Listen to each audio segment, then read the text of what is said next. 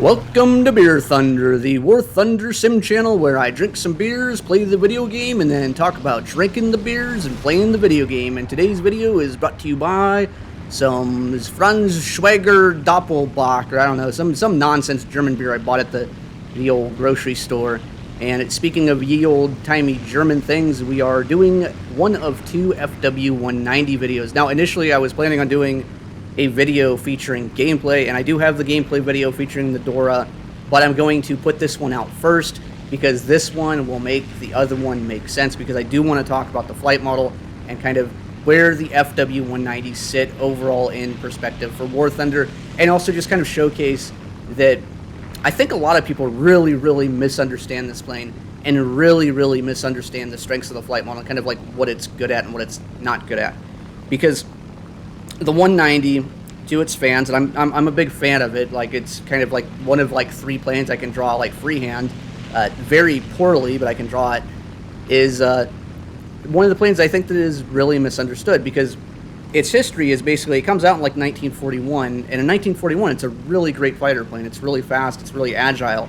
Keep in mind, agility is not the same as maneuverability, and overall performance-wise it's really good. It gives the British a pretty good scare, but like a lot of things, a lot of German propeller planes during the war, it doesn't really age all that well. They keep adding more armor to it, more guns, a little bit more engine power, but throughout the war it gets heavier, and then it becomes basically around, probably let's call it like 1943 or so, becomes almost totally outclassed, and eventually they slap in an even bigger motor in it. You get the Dora 9, the quote-unquote best German fighter of the war, according to, I think, Eric Brown, but in reality, one of the reasons Germany started producing jet planes is because of their development for propeller-driven planes was kind of like not stagnating, but was not proceeding at the pace that they really wanted it to. Messerschmitt was trying to get the Me-209, the 309, basically a bunch of false starts, and they really did not succeed in replacing their two core fighters. And within the environment in War Thunder, the game that we play doesn't really take place during certain time periods. It really, the BR system means that you do fight a lot of things that are from a later time period that you wouldn't normally be fighting. This is also compounded by the fact that the flight model has been changed over the years. When I first started playing 2 or 3 years ago, the flight model had a little bit better initial turn. The flaps weren't necessarily as strong as they are now. It didn't provide as much lift, and then Gaijin just out of the blue one day decided to change it so that the turn rate with the flaps tucked away was reduced, but then they buffed the lift that the flaps provide to an extreme amount, so that for a short period of time, the landing flaps on the plane were deployable all the way up to 600 kph, and the way to win against every single American plane in the game was basically you get to the merge, deploy your landing flaps, and pull into them, and we're basically immediately behind them. In fact, this kind of glitch, this kind of bug actually ended up getting patched, because I got into a forum debate with some dude who was complaining about the 190 flight model being nerfed into oblivion, when in reality this like flight model nerf that happened at the time was cumulatively a pretty substantial turn rate buff. And he got so upset about it that the flaps were not ripping at like 300 kph. They actually bug reported it, and then he got it changed, so now the flaps still provide a bunch of lift, but in order to get the most use out of them, you have to kind of massage them between positions, where the takeoff flaps are really strong and the landing flaps still provide a lot of lift. If you deploy them and they get fully deployed at the wrong speed, they completely obliterate themselves. So you end up in this really weird position where in order to get the most out of the 190, you are constantly toggling between takeoff flaps and landing flaps, trying to keep them out to like the maximum amount that you think you can get away with, depending on the situation, of course. The next really big change to the flight model that happened after that was probably about a year later, when they introduced the 190 torpedo bomber, the A5 U-14, and they changed the flight model again, and instead of normalizing the U-14 to the other 190 flight models, they normalized all the 190 flight models to the U-14 flight model and basically reduced the turn rate once again. And I think the final nail in the coffin for the 190 flight model, at least as far as the Anton models are concerned, is the bug report concerning the climb afterburner, where it's funnier to imagine that this guy just made it up with no sources, but in reality, the 190 had a 3-minute time limit for war emergency power, and Gaijin decided to implement that. And it means that, in effect, the plane in the game has a nuclear reactor for an engine. So where does that leave the FW-190 in the greater context of the video game, and especially in the context of sim mode? And the answer is, at least on paper, pretty bleak. The FW-190 experiences a lot of bad matchups now because of its reduced top speed due to the engine performance nerf due to the heating issues. On top of that, negative pressure on the American tech tree, with American planes that are from later in the war being moved further and further down. It means that a lot of planes are able to outrun you at the same BR, and they're able to outturn you. So for instance, you might take something like the FW-190A4 at 4.0, and it's a reasonably quick plane at 4.0, but also you are fighting the P-51C, which effectively just kind of does everything better than you. It's a very bad matchup. The same can be said for like the regular P-51. Really, the only 190s that ends up being very good is something like the A1 when it is in a full down tier, arguably the A4, and then the A5s are completely outclassed. And then once you get to the D9, you get to 5.7, you are once again still outclassed because the F4U4 and the F4U4B basically take everything that you do, and they just end up doing it better.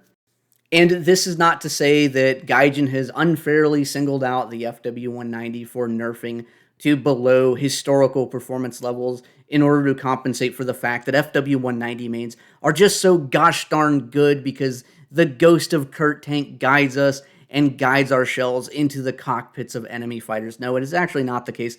I think in a lot of ways the performance that is reflected within the game is pretty much in line with what I would expect. Greg's Airplane and Automobiles has a really good, really thorough breakdown of how the FW-190 Dora would match up against a light model P-51D late in the war, and basically the conclusion that Greg arrives at is that in most circumstances, even with the deck completely stacked in the 190's favor, the Dora 9's favor, the P-51 has a substantial turn rate advantage of around 4 degrees per second. In the greater context of a maneuvering fight, that is a very, very large and decisive advantage.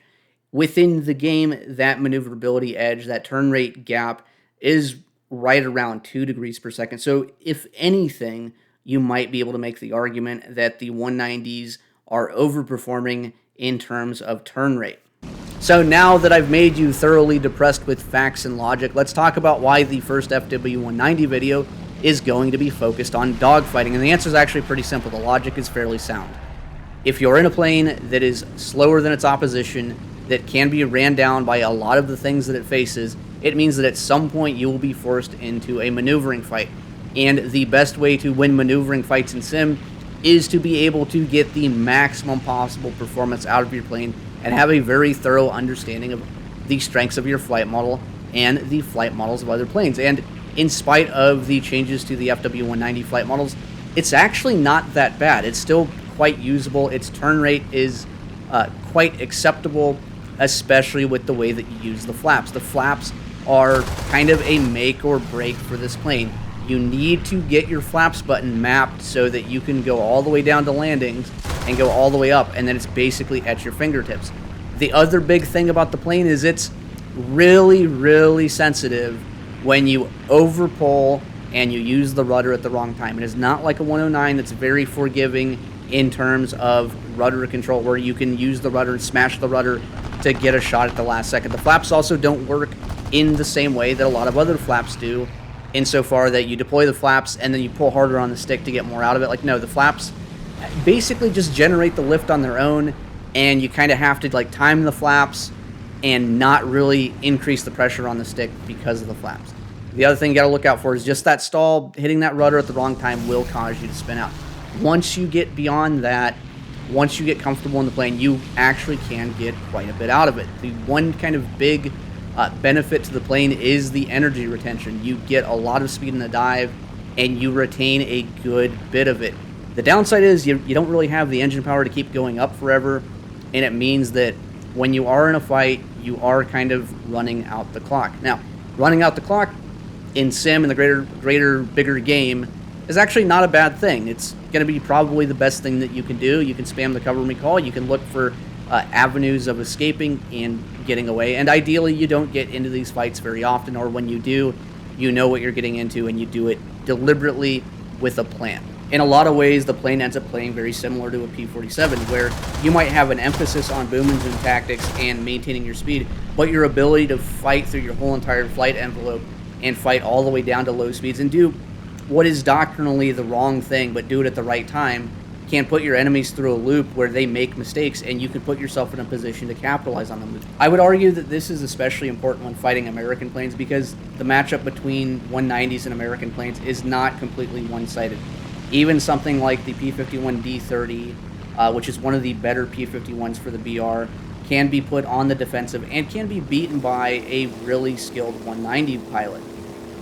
Planes like the P-51D-5 that have the lower manifold pressure should be a pretty even to even one-sided fight in favor of the 190 just due to its superior power to weight ratio.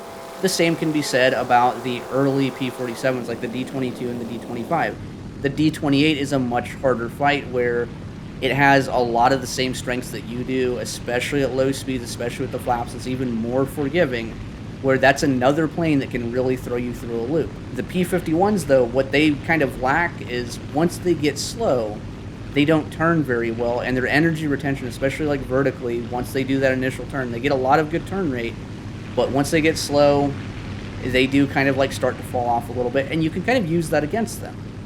Then it's going to be especially true for something like the D5. Now, in this case, Albatross is maneuvered to a better position. The longer this fight goes on, the more likely it is for the P-51, the D-30 to win, because at the end of the day, the 190 is still an inferior plane. It's also a whole 1.3 BRs removed from it, but if you change out the A4 for the A5, this fight would go basically exactly the same way. Maybe even more in favor of the D-30, because the A5 is heavier. It is got a little bit more power in the engine, I think, depending on the variant. But at the end of the day, these fights are much closer than, say, like our previous Ki-84 versus LF9 fights. The other thing with the 190 is vertically, you can compete as long as you have the speed. Now, when it comes to the stalling, you want to try to stall horizontally so that your nose drops in a way that doesn't just result in you spinning out and dying down into the ground. Usually against something like the D-30, I like to go very aggressive, try to play the angles, get them in front of me as soon as possible, because the longer the fight goes on, the more likely it comes down to that 1 to 2 degree per second better turn rate. So coming into the fight as fast as possible and then just punishing mistakes right away is a good option. The other option, too, is to use the energy retention of the plane to its benefit to get above your target, kind of like try to stall them out or at least get into a good position while they stall, that you can kind of work against it. Like you're going to see me right here. I'm going to use the rudder. I'm going to drop the throttle a little bit, try to get over to the right and come down on top of him. And we did kind of trade blows there. I took a hit, but I'm doing okay. And I managed to drop that throttle just a little bit just to keep her out of the stall, keep her out of the part where Prop Torque says cope and seethe. I'm going to come down over the top. I shoot, and he explodes. Now, are you going to do that every time? No, not at all. That is not an expectation to go into like, oh yeah, I watched a 15-minute video on the 190. I'm ready to do it. I'm going to hop in and win. Like, no, this is one of those planes, though, that I think benefits the most from actually learning how to dogfight in it, because it opens up a whole entire new method of playing that isn't saddled to purely, I have to remain at 4,000 meters, I make an attack, and then I immediately U-turn to the base to climb above everything to make the most cautious attack, to then do it. It's like, it's nonsense. It's also like, it doesn't feel good to be like saddled to your AA or saddled to like a plane where you don't feel like you can do anything. It's also just like not historically accurate. Like one of the big things about like the German Air Force was always emphasizing attack, attack, attack, attack, attack, attack. And the 190 is a plane that does reward that kind of philosophy. If you are decisive and decide to make attacks, you can get a lot more out of it than if you're trying to play the long game, trying to play purely energy all of the time. And it makes it a lot more fun. In all honesty, it's one of my favorite planes to play in random sim games to basically just go out and provoke dogfights with it, because people get lazy in front of you, they make bad decisions, you come in behind them, and you get to shoot them down. And it feels good because people react to it. Like, it is legitimately entertaining to see people do things that are unexpected and be successful at them. And the 190 does give you something to play with. Is it a good plane, though, overall? I would argue not really. If it came down to like a tournament of like 4v4s or 8v8s or anything like that, I don't think any of the 190s would be anywhere near contention for being all that viable. With that being said, not every plane in the game has to be competitive in every single aspect or have its own niche BR, because there's like 350 different planes in the game in different variations, and not every one of them is going to be a winner.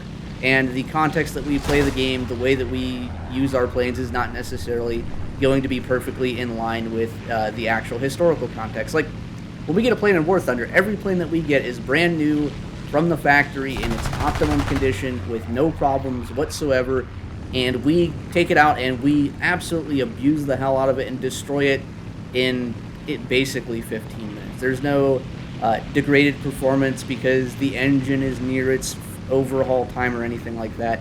Like, no, we go out, we crank the throttle all the way to war emergency power as soon as we take off, and we are leaving it there for basically the whole entire duration of the game, as long as it lets us. And that's okay. It's okay for some planes to not be the best. And the 190, I think, falls into that category. Do I wish it was better? Do I wish that the BRs were adjusted so that there was more days to play these where you felt like they were good? I mean, I can understand why other people feel that way. I don't think there's a good place to really put them, to be honest. Because if you move them so far down to, say if you took them all and you moved them down a whole entire BR, you took the 5.7 moved it down to 4.7, and you took the 3.0 and moved it down to 2.3 or whatever, you end up with basically planes that all amount to a bunch of MB5s, where the thing that it does good is run away from everything in the matchmaker, and fighting those planes like that, especially guys that try to go out of their way to get like 10-to-1 KDs and whatever the fastest plane for the day is, that's also like just not fun as well. So I would rather the plane be bad and unpopular and the quirky choice for quirky weirdos to fly than just making them good. Anyways, that's a Beer Thunder.